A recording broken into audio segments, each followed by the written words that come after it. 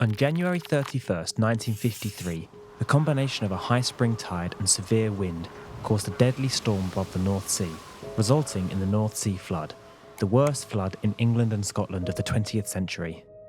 This caused nearly 1,000 miles of coastline to be damaged, 1,200 seawalls to be breached, and 2,551 people to lose their lives. Whilst the power of the flood caused much of the devastation, the communication technology of the time also contributed to the death toll.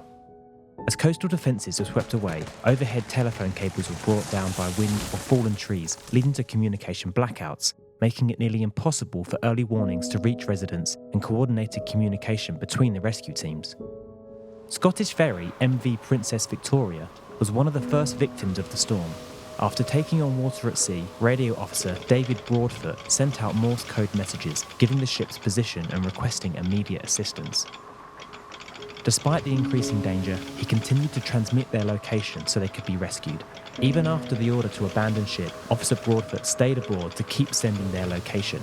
He sacrificed his own life in an attempt to save others and was posthumously awarded George Cross, the highest award for bravery to British civilians.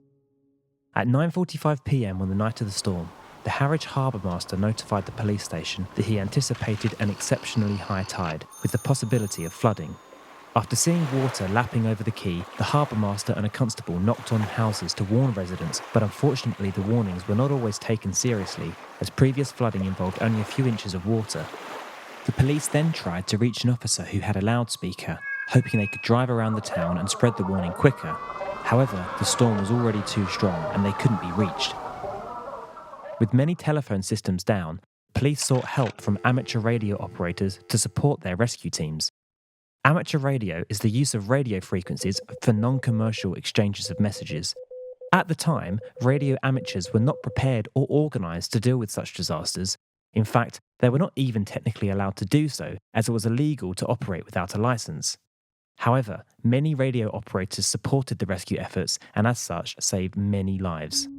In Broadland, Norfolk, 2 amateurs with mobile radio equipment got through the flooded roads on motorcycles and assisted the emergency services in organising medicine, food, water, housing and bedding in Great Yarmouth's Southtown district. As a result of this incredible voluntary effort from radio amateurs all along the eastern coastline, RAYNET, the Radio Amateurs Emergency Network, was established. The network, which still operates today, is the UK's national voluntary communication service provided for the community by licensed radio amateurs. Want to learn more about the 1953 floods? Visit our interactive website where you can explore 3 different stories from the event with sound design made by the young sound designers from Clip.